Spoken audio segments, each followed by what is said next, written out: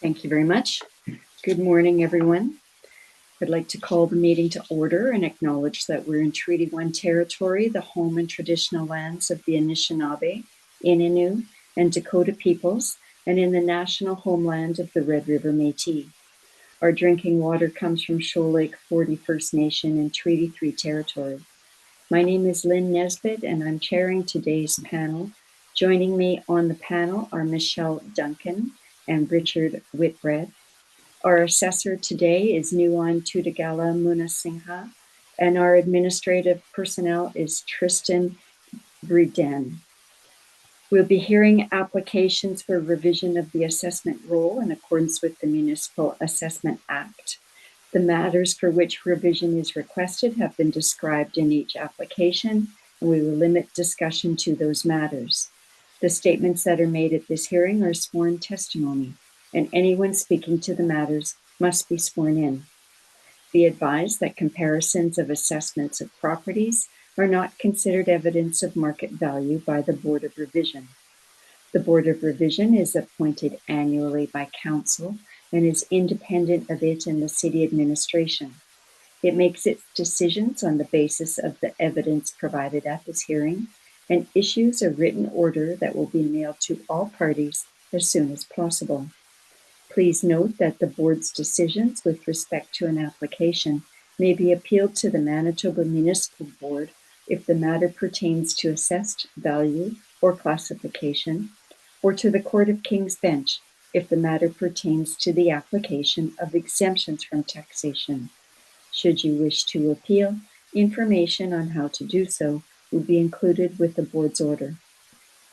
With respect to the hearing process, I'll confirm the points of appeal with your property to be addressed with each applicant following the swearing in.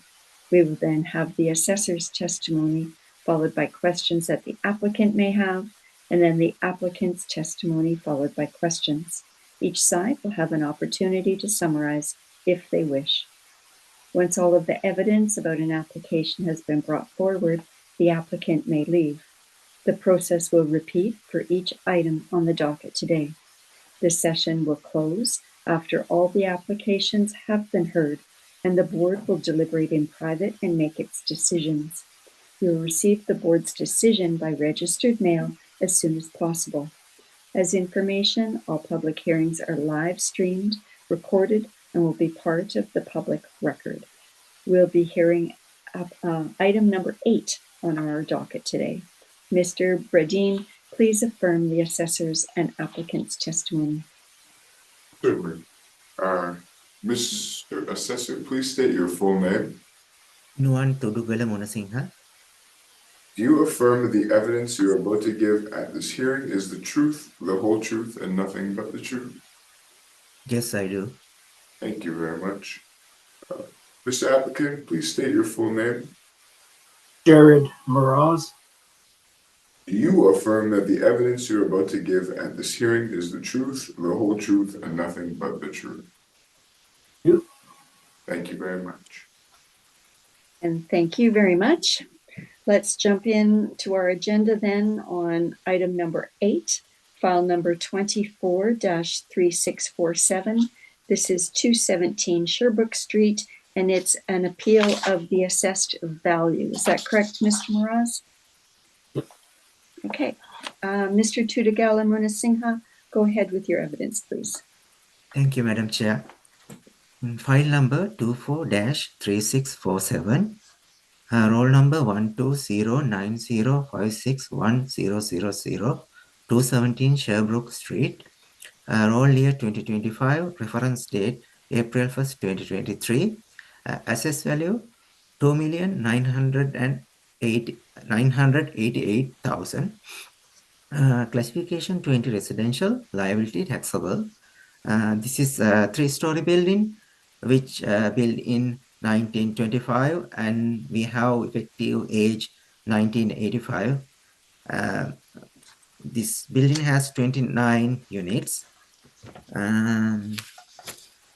Page 2, you can see the location of the building and aerial picture of the building. This is a kind of close proximity to the University of Winnipeg. And page 3, request for income information. And also in page 3, you can see subject property sales history. And we have one sale, September 1st, 2020, 1,260,000. And page 4, you can see the income value summary. 6 bachelor suites, 23 one bedroom, and altogether 29 units. And gross potential rent comes at 294,046, and vacancy rate 3.6. Effective gross income comes at 283,460. Expense ratio 48.34.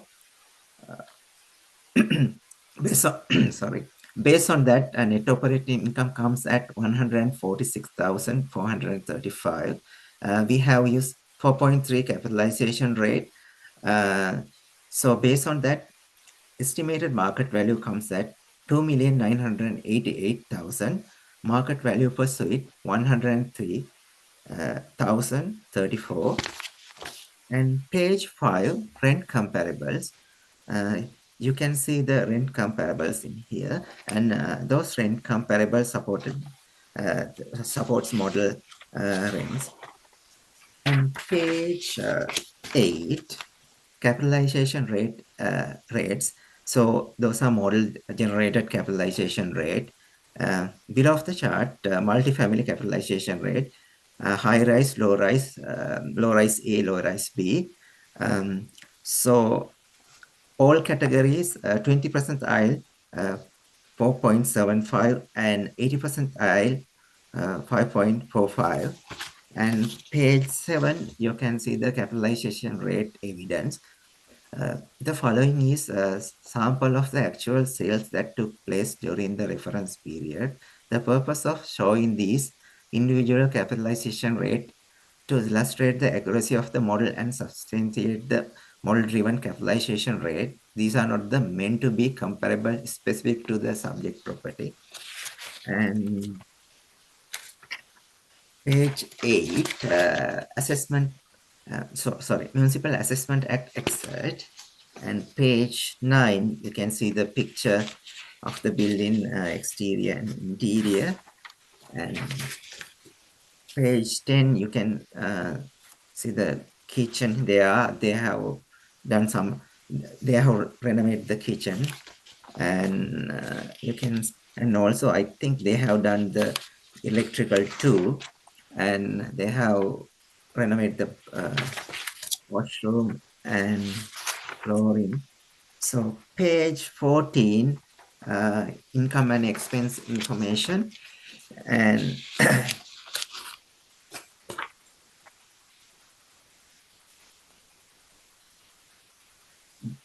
and page 16, also income and expense information.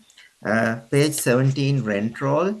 The actual average rent supported, actual average rent is 893, and the model rent is 844. That means the actual rent higher than the model rent. And page 18, I actually use the 2022 income and expense information, and I develop it. I add 5% management, and that's the only difference all in here. And then you can notice another thing.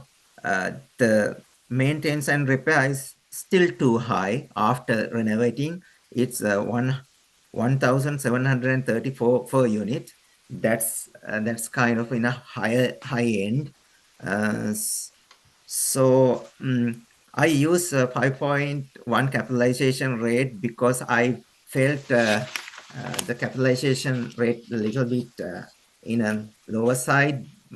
But even though using that 5.1 capitalization rate, it supported the model value.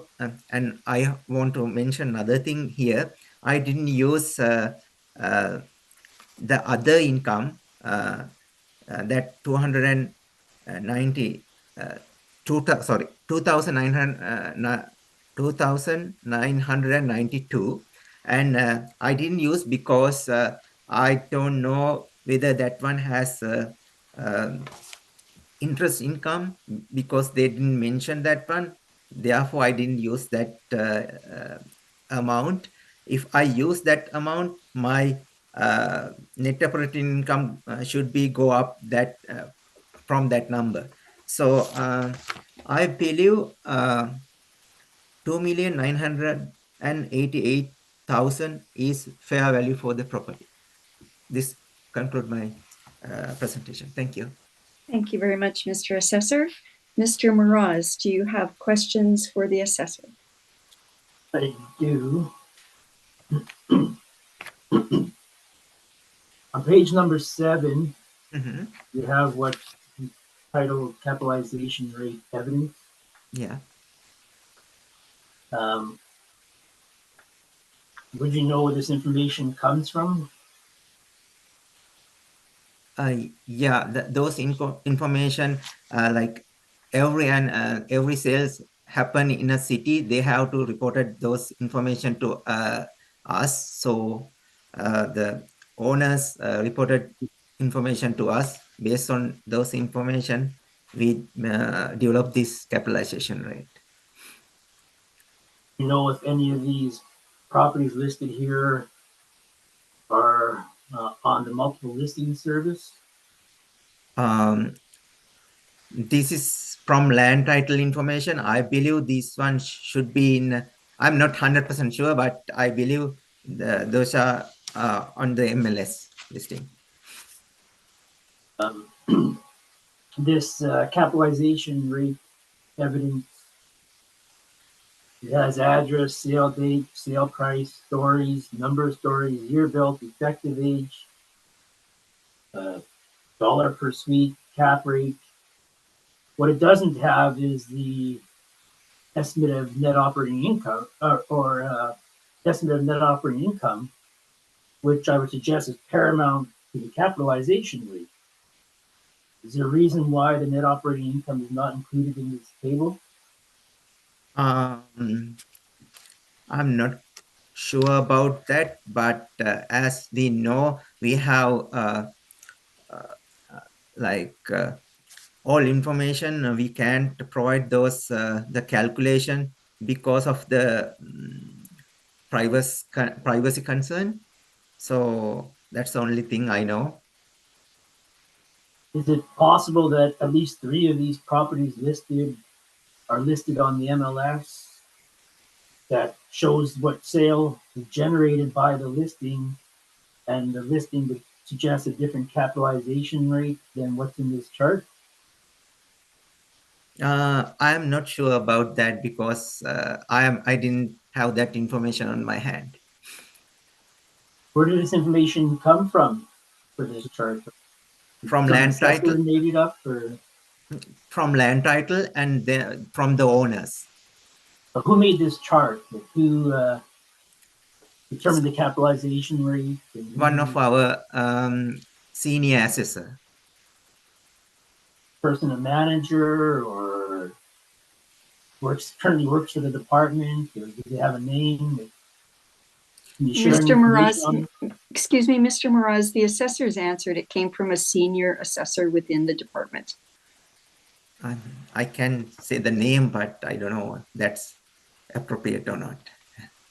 Yeah, I don't understand what this issue about naming the person as a public employee, and somebody made this chart up, and somebody should take ownership of this chart. Go ahead, Mr. Assessor, if you know the name of the person who did it, go ahead. Mr. Baracus and Mr. Matt did that. Matthew Baracus. Yes, thank you very much. Okay, so just where you're accepting that possibly It's not unreasonable that some of this information may not be exactly accurate. You don't know it's 100% accurate, this information that's in this chart because you never created the chart. Based on because I saw his calculation, based on those, this is accurate. Is it possible that the first property in your list, 727 Sargent Avenue, the capitalization rate is based on the asking price, not the sale price? No, that's on the sale price, not the asking price. We are not using asking price. That's that's not the sale So price, right? if a person went to MLS, it wouldn't show, you don't believe that it would show, you don't believe that there's a possibility that it would show different information than what is shown in this chart? We don't, get from the MLS, right? We are taking from, we do the sales verification. That means we contact the owner, we ask questions, and then we verified the sale, and then that's the way we do the sales verification. And then this is not the MLS listing price. Okay, would you have an idea then for 727 Sargent Avenue, based on the information that's in this chart, what would the net operating income be for that property? Currently, I don't have that. Would it be $20,000 a year? Would that be reasonable? Currently, I had that one. I need to find it. So, I've asked you this same question probably how many times now? 12 times about the same chart, and I asked you if you believe that there could possibly be some wrong information in this chart. I guess no efforts made to verify this information. so we are the vote. So this is this information is right. That's what I can tell. Telling me that you believe this information, not that you believe, you're telling me that this information in this chart, fact, you're swearing to it's 100% accurate. There's no mistakes possible, no possibility of mistakes, no possibility of misinterpretation. You're just stating that it's 100% accurate. I believe it could be because that's the, 100% accurate mean, can you do that? Like human, are we human, right? So I believe this is like 99 .99 is accuracy. Well, I'm telling you that it's not accurate and that there's mistakes made. Okay, Mr. Mraz, the assessor has answered your question. Yeah. He's sworn to the evidence. He believes it's accurate. Can we move on? Yeah. So on page 18. Sorry, page 18. Yeah. Your income and expense work up here. Mm-hmm. You mentioned earlier, I think you said that this was in support of the assessment that the model provided. Mm-hmm. There's not one line item in this workup. There's a 0% relationship between your workup and the assessment workup. So are you saying that the assessment workup is 100% wrong? No, I don't say that one.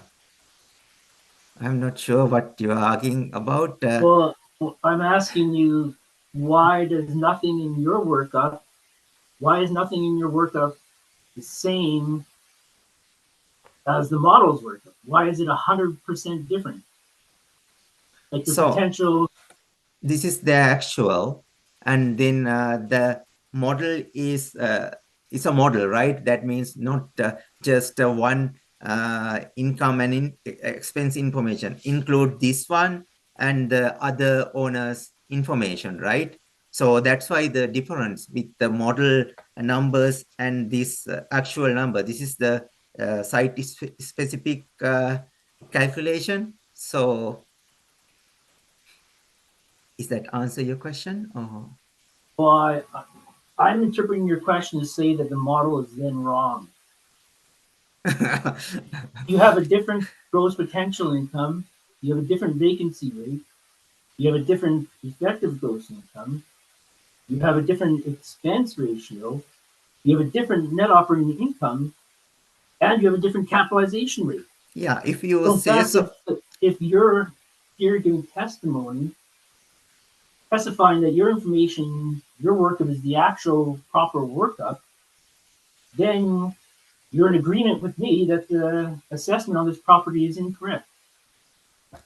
Not incorrect. It should be if it is I calculate using that the additional income, it should be going up. If it is if I add that income, that means the other income. I didn't add that because they didn't provide the detailed information. Maybe other income might have the some information which not generated from the day-to-day operations. So that's why I didn't include that other income. If I add that one, that total estimated value should be go up, right? Because that's now 2,992 should add up the net operating income. So after adding up, it should the value should be go up. But your expenses are 100% different as well. So if your Because expenses would go down, conversely, or your expenses would go up, the reason have a you different have to value. calculate the you have to check the net operating income. The reason is 3,380. That's the depth. Depth went to the vacancy and depth. I minus from there. When you are arguing, please look at the whole numbers and then argue. Oh, I looked at the whole numbers. Okay, so that's the difference. Similar numbers for there is no number I made it. Okay, we can't hear the discussion when you're both talking at the same time. Mr. Mraz, the assessors indicated this is site specific compared to the model. That's his answer. Can you move on, please? No, I'm not finishing my Okay. question. Okay. If you have a specific question, go ahead. Yeah. He said it's site specific. Or he just confirmed that he said it was site specific. This line 202 management at 5%. Where does the 5% come from? Sorry. On line 202 of your spreadsheet, you have 5% for management. Where does the 5% for management come from? That's the average management we use for property. That's the market management. So from the model, for example, not model, the market percentage. Yeah. So each and every time, even alters use the 5%. Most of most of. What does the model use?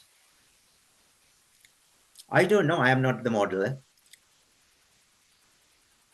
But the model created the assessment, which is what in fact we're appealing, the actual assessed value of this property.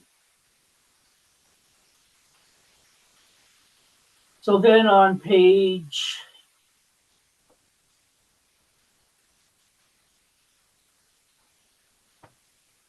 4, which is what I understand the assessment's based on, there's a gross potential rent, the vacancy, etc., capitalization. There's no specifics in this. So the understanding is the expenses would include repairs and maintenance, management, utilities, etc. Correct? Yes. Okay, that's all I have for questions. Thank you very much, Mr. Moroz. Ms. Duncan, do you have questions for the assessor? Yes, a couple. I do note that the applicant's NOI is higher, as is the income. So I'm still going to ask these questions though for my own knowledge, more specific to the caps. So, what upgrades do you think have occurred between 90 capital upgrades? Do you think have occurred since 1925, changing this to an effective year of 1985? Pictures show it's a pretty dated property, even though there's been a little bit done to it. Was there any permits? What's the big stuff that's been done to this property? Actually, we have one permit. I apologize, I couldn't add that one. So it's a 400,000 permit for interior and exterior renovation, and I think they have done the windows.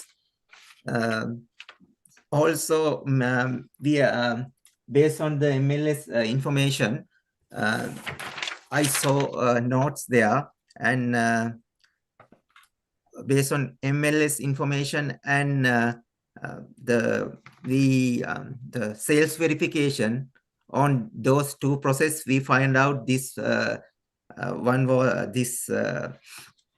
apartment was renovated. So and based on that, we have at that effective age. Okay, thank you. My next question is, so in your cap rate chart, your comparables, which would you say is the closest to your subject property? Yeah, I believe 32 Arden Avenue is the closest one. That's why I use 5.1 to calculate my estimation. And I would agree with you. The suite number, the suite mix, the effective age, that seems to be the primary one. I just wasn't sure which one you were considering. And then I do think you've already answered why, in your own opinion, separate and apart from the model, you've through your own stabilization chart there, that you've went with 5.01 cap. That really is at least 10.1 basis points higher than the model. What in your opinion, specific to age, location, property condition, suite mix, all that, what do you think the difference between the 4.90 model to your 5.01 is? Why did you, in your own, it's on your own opinion, I know it's separate from the model, why did you think there's an increase? I believe because no parking there. So that's the one thing. And then the other thing, most of them are one bedroom, but in reality, in the downtown area, one bedroom has kind of a little bit higher demand, I would say, but that's the reason And again, it might be an unfair question if you're not sure what goes into the model, but would the model not consider the no parking and the suite mix? I am not 100% sure about that, but that's okay. Just wasn't sure. So in regards to your rent comparables, actually they seemed pretty bang on with the subject property, except all the rent comparables are about almost $100 more, which is, approximate whatever, $34,800 more dollars a year. So the rents are higher in your comparables than in the subject property. Was those the best comparables because everything else matches, was why they were chose? Yeah, basically I went with the number of suites. So I went with the one bedroom units and the age. So those are what I found. Okay. Just what can you tell us about the sale? September 20, 1.26 million. Was that arm's length? That's recent, or I guess within reference period? I think for our note, This is not arm's length, but the value is, they said, what's exactly said?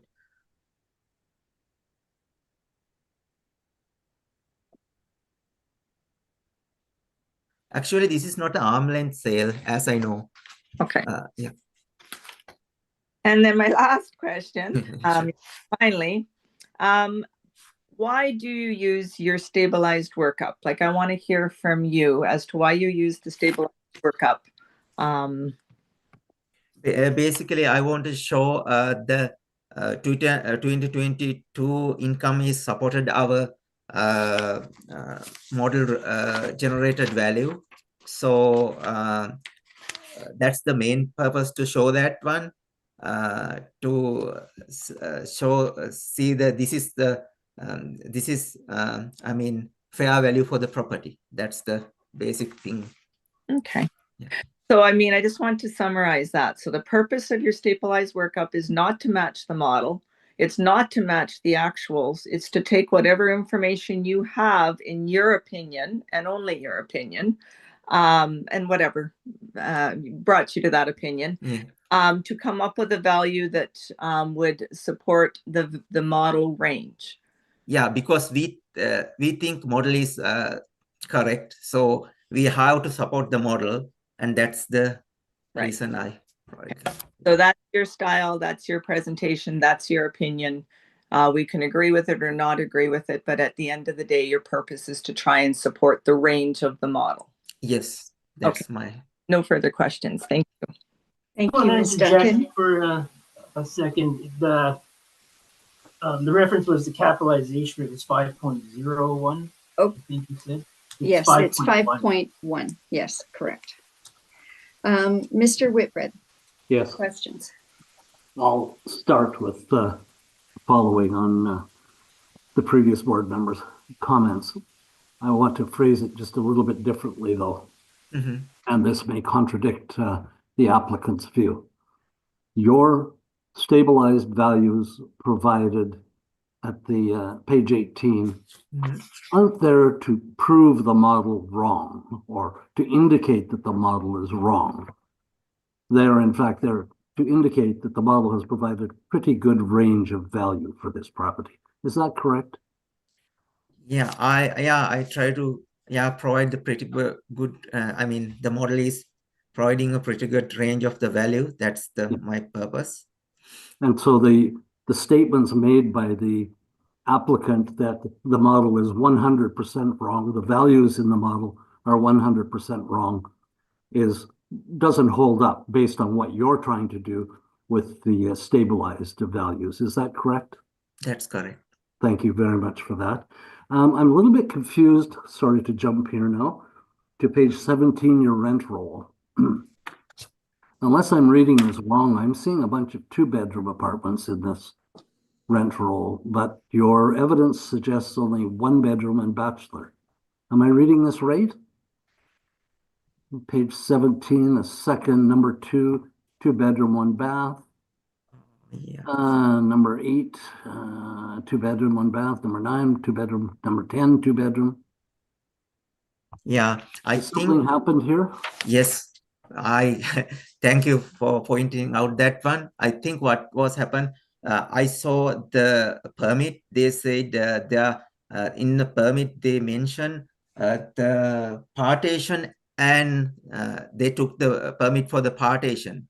That means they have modified the units. So basically we have to inspect this property and update our information. So, and I think this jives with what I know happened in this building, that they took the 2 bedrooms and divided them all up into 1 bedrooms, 1 bedroom, 1 bathrooms. Is that correct? I can't answer that question because I don't have the whole information, but something happened like that. And that would come back to the previous question from Ms. Duncan about the renovations and what's happened here. That it sounds like a pretty major renovation would have occurred with that $400,000, that permit, that one permit that you mentioned. I believe that 400,000 just the number, because the other that mean cosmetic things, we don't sometimes they don't take out the permit for the cosmetics, right? So I think they have done pretty good cosmetic improvement there. So yeah. And that doesn't bear out, we don't have a stabilized maintenance and repair budget here other than $50,000, which $1,700 per unit seems quite high for one-bedroom units, does it not? Yeah, that's what I mentioned when I'm doing the presentation. That's a pretty, like, that's a very high end. Like normally we see this one like kind of very, very old building without renovated. So this kind of numbers. Understood. I couldn't locate anything that said this is a heritage building. Do you know if it's heritage status? I didn't find any that kind of information. I think I done online search to find any rent, but I couldn't find any. Nothing that there. kind of info. Yeah. Okay, maybe the applicant can shed some light on that. Yeah, sure. I think that's enough for me. Thank you. No further questions.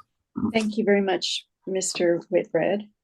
And all of my questions have been asked and answered, so thank you for that. We'll move on to Mr. Mraz's presentation, please. Okay, basically, page 1, it's 2020, 2021, 2022, incomes and revenues from the subject property. You can see that 2020, 2021 are relatively low. The stabilized income was based mostly on the 2022 statement. The building, it's old. It's had extensive repairs to it. It still requires repairs and maintenance. It's an old building. It's old tubs, needs flooring. An older building like this one, in my 30 years of providing appraisals for market mortgages and everything under the sun, I would suggest that the $2,500 a year repair and maintenance is realistic. The assessor gave a range up to $1,800, I think, but you can't do much with $50,000 today. That's obviously very clear. So I took the, I did adjust the repairs and maintenance upwards because the building requires ongoing repair and maintenance. Pick up from what hasn't been done. The picture shows some flooring, etc. Older tubs. And I came up with a net operating income not so far off from the model. And I capitalized that at 5.5% for a value of $2,691,000. That's the end of my presentation. Thank you, Mr. Mraz. Mr. Tudagala Munasinghe, go ahead with your questions, please. Actually, I had one question about the income, but I think we are agree with. We are in agree with the income. So I'm moving to the cap rates. So in page 23, do you have any workups for this cap rate? No. Okay. And no any kind of so are those from the land title office, went through the land title office, those sales? No. Okay. That's all my question. Thank you. Thank you. Mr. Whitbread, questions for the applicant? Yes. Have you been in this building? No. Okay. Are you able to comment in any respect to its condition? Fair, poor, good, wonderful? From what I know and from what I've seen of the building, it's an older building. It had some mechanical updating. It had some cosmetic updating. You suggested that the suites were moved around. That's, I know I don't know any otherwise. It still does. It's an older building, so it still needs lots of repairs and maintenance. Because not everything was addressed. I think the boiler system was upgraded to a different unit, but I'm not sure if it was upgraded or rebuilt. But anyways, it still needs a little bit of additional repairs and maintenance. It doesn't seem, your photos don't seem to show any of those old hot water boiler heaters in the suites, do they? It looks like no electric heat almost. I think it's still hot water heat. From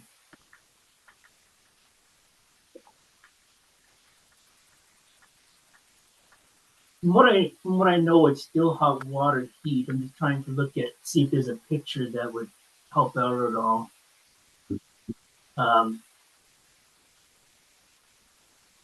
Yeah, on page 11, you can kind of see some piping going through the suite.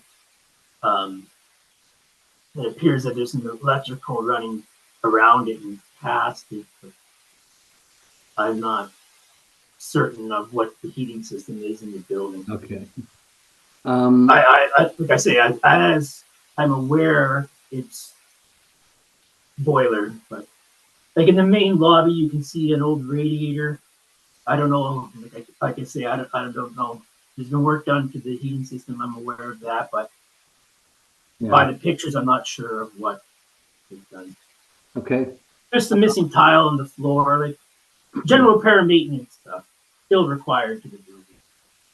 When I look at page 1 of your evidence, can you speculate, or maybe you know, what the deal was in 2021 where they had significantly reduced rents? Was something going on in the building at that time? I'm assuming the renovation. So possibly emptying out the suites and doing the renos at that time? Yeah, I would think that's what. Okay.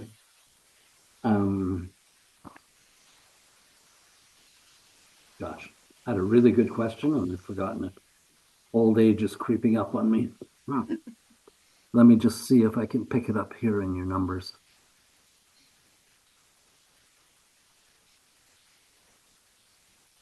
Would you agree that the assessment by the assessor, this building was renovated from 2 bedrooms to 1 bedrooms? Some 2 bedrooms to 1 bedroom? I wouldn't disagree. I do not know what exactly did there. Okay. I'm going to leave it there. Thank you very much. No further questions. Thank you, Mr. Whitbread. And if you think of your other question, we'll come back to you. Okay. Ms. Duncan, questions for the applicant? Yeah, just a couple. In regards to your cap rate sales, which do you think is the most reflective of the subject property? Just the older ones in the list there. We'll call them wood frame masonry. Yeah. So which one? I'm just scrolling down. Yeah, like 280 River. I would, if you were looking for one to take some comfort in, I would pick 280 River. Thank you. And there's no rent comparables, in the study anywhere, or in the evidence, I mean? No, the rent, we just use what the rent is. And yeah, I wouldn't dispute the rent given by the assessor.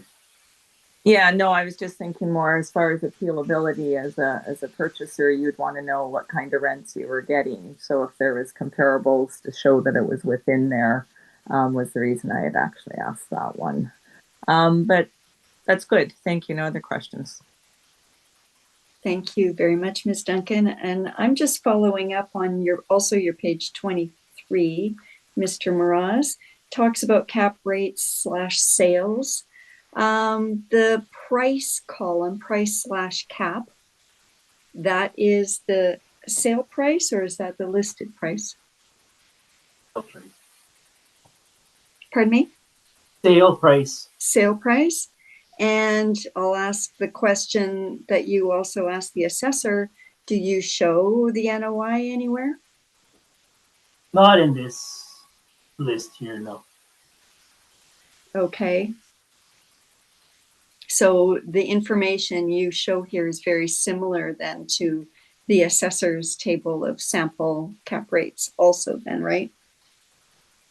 Sure, Suites, age, price, yeah, and then your calculated cap rate, right? Yeah. Okay. You indicated that river would be your, when you say not adjusted for financing and school tax credit, can you explain what that means? I'm looking at your river property. Yeah, so you can have in and around COVID, interest rates went skyrocket. Right? So, in addition, CMHC financing became popular. We could be adjusting the capitalization rate. We probably should be, but due to the lack of information, we haven't been. But there's benefits. Some buildings will come with beneficial finance. So say if you, in 2020, you negotiated a loan before COVID at 1.5%, and then 2023, you want to go get a loan on the same building, it might be 6.5%. So we haven't adjusted for that difference. And CMHC financing is popular as well. CMHC is a longer term, lower rate. And it's generally for, well, I guess to facilitate rental property, CMHC has some pretty favorable financing for any building out there now. So we should be looking at adjusting finance, but we haven't. And then the school tax credit, it was kind of a yo-yo. I think now that the government has changed, I think they're going to put a standard. So I had the formulas, but it was all over the place for, from my understanding, for this the tax credits that came out of the same the last 4 years, 5 years, whenever we started with this education tax credit thing. Okay, thank you for that. Can you tell me, you also have different, under the column of size, you have different information. You have source deal or source appraiser. What page are you talking about? I'm still on the same page, 23.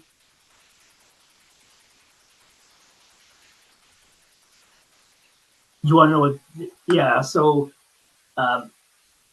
the source appraiser, this is not my writing, but would mean that the appraiser has the knowledge of the building, where the source deal would mean that they're aware of the transaction. They're aware of the transaction, so yeah, the numbers come. Go ahead. Sorry. Yeah, the numbers would come from the transaction. Okay, and then for source appraiser, the numbers did not come from the transaction? They could have come from the transaction, but the appraiser, I would assume, did someone from the office did an appraisal of this building, what it would be. So would there have been adjustments done by the appraiser versus taking the numbers straight from the deal? No, generally not. There's only one way basically of stabilizing a property. It's based on theory, right? Become an appraiser, there's an extensive education requirement. It's probably unreasonable, but it's all based on the theory. And obviously we all know that theory is something that's been put in practice and proven over time, and it's accepted that this is the way you do it. So when you're stabilizing a property, you can stabilize it in, different ways here and there. You have your, we'll say your differences of ideas on something would generally be acceptable. However, if you're stabilizing property A, property B, property C, you should be stabilized in the same manner. It's a consistency. So I know that the capitalization rates provided by the assessor are not correct. It was a mistake made by an assessor. I'm assuming by an assessor. I think it was an honest mistake made. So I keep pointing out that you're 100% confident in these numbers, 99.9% confident. That's extreme. To be 100% confident that the sale was not arm's length. These are things that I don't think someone under oath who's providing information on the property should ever undertake. You have your opinion. The assessment is serious business. People are paying property taxes, and property taxes are normally the largest part of the expenses. It's not something to be treated willy-nilly. You can't have your assessment and then a workup by a third party and say it's supporting. As much comfort that you want to give to the assessor, and as much as you think that I was rude to him or I was harsh on him, that's irrelevant. If you're stabilizing, you're stabilizing. If you're supporting an assessment, you're supporting an assessment. If I was providing more appraisals and I had different values in every single one, a different opinion of the income approach, because essentially you have an income approach by the model and an income approach by the assessor. If I have varying approaches left, right, and center, I'm going to be in big trouble with my association. We have standards and ethics. You can't just be giving out values left, right, and center. If I say the property is worth something, you have to base it on something, and I have to prove why I base it on that or understanding of why I base it on that. Okay, going back to your table, are these numbers stabilized, and how many years would they have been looked at? This capitalization table is not my work. Okay, so you're unaware as to whether or not they're stabilized over a certain period of time? I would assume they're stabilized based on 3 years. That's the general standards, 3 years. Okay. Thank you very much for that. Ms. Duncan, I see your hand is up in your, do you have another question? Oh, you're also muted. Thank you. So just in regards to that line of trying to confirm the information within that, those sales cap comparables. So would different people have done different calculations for each one of this property, or is it one person that's looked at all these specific properties, all the same dynamics and calculations and everything, or is it multiple? I think you said appraisers, Mr. Mraz. I don't know what are you referring to? My page 23? Yeah. I'm just kind of now that I'm So from what I understand is someone from our office has done these workups. Like one person, so it's consistent, or was it multiple people? Or I believe it was Rocky Neufeld who has done this capitalization. So it was one person, one consistent. And you don't know, as far as all the different individual calculations, like yourself, you don't know. I don't know. I guess maybe the same type of question, the accuracy or the whatever. I don't know. Whatever you had asked the city on theirs. If you don't do it yourself, it's kind of hard to know, I think, is what I heard you say. Well, not really, because like Rocky's an accredited appraiser. I've been an accredited appraiser for 30 years. We'd worked in the same office 20 years ago. We work in the same office now. Yeah, no, I'm not questioning that. No, I'm getting to my answer. What I'm saying is that I've worked with other appraisers for years. If I stabilize an income like I have on these properties, I would say 99% of the time, I would have stabilized it the same way as Rocky would have, or these other businesses.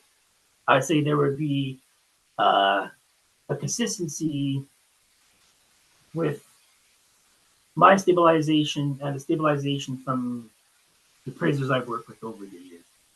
Yeah, I think what I'm hearing you say, and please correct me if I'm wrong, but you're like 99% sure based on your experience with the folks there. The city was 99.9% sure based on his interactions there. It sounds to me like you're both. No, that's not what I'm saying. I'm saying when I have stabilized the property, I would say that 95% of the time it would be stabilized in a similar manner done by the stabilized by an appraiser in my office. But you're very confident in these numbers, I guess is what I'm asking. You're not 100% because you said that's impossible, but you're pretty confident based on the data that's put into this cap rate sales chart. Well, you seem to be trying to equate me with the assessor. Okay. Not really. That's fundamentally flawed.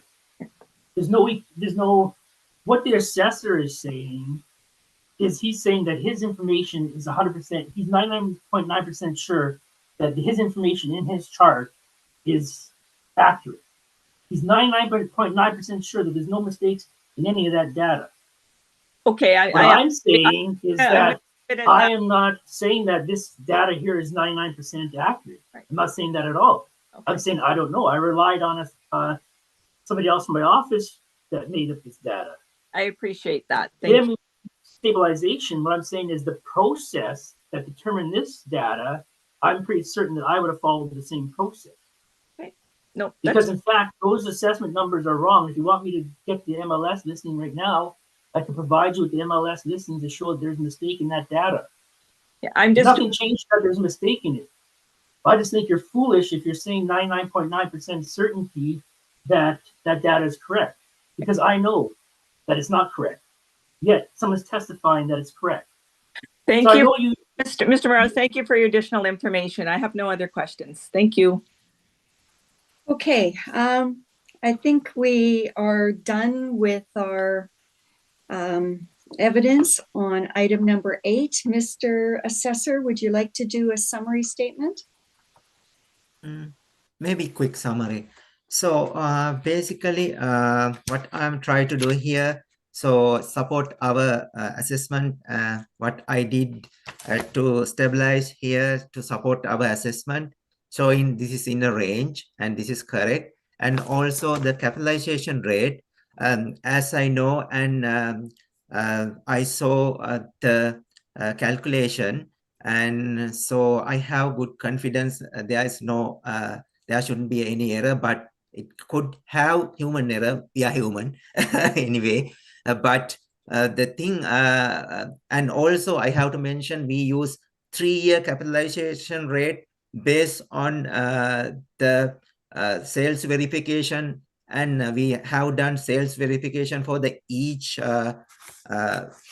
the sales sales, and then we use 3-year capitalization, 3-year expense and income and expense information to get those capitalization rate. And so I believe, yeah, that's all I have to say, because Mr. Applicant continuously say our numbers wrong and that kind of thing. So yeah, thanks. That's all. Thank you very much. Mr. Mirage, summary statement? Yeah, basically, like I said, assessment, it's serious business. It's not willy-nilly numbers here, numbers there. The process should have been that the assessor is looking to support the assessment. The assessment is a value. Taxes are based on that value. Obviously, I'm in disagreement with the value. It would appear that the assessor himself is in disagreement with the value. And no matter how much the board feels sorry for me beating up on the assessor regarding his mistakes in the report and the his opinion on the completely different income workup than what the model says. The reality is that he doesn't support the value that the assessment is given. So basically, he has made no argument that supports his numbers. And that's all I have to say about that. Thank you, Mr. Moroz. So we have now heard all the items scheduled and this hearing is now adjourned. So thank you very much, Mr. Moroz and Mr. Tudagala Munasinghe for your presentations today. Thank you all. Have a good day. Thank you. Thank you. You too. Madam Chair, may I take a 5-minute break? Of course. Thanks.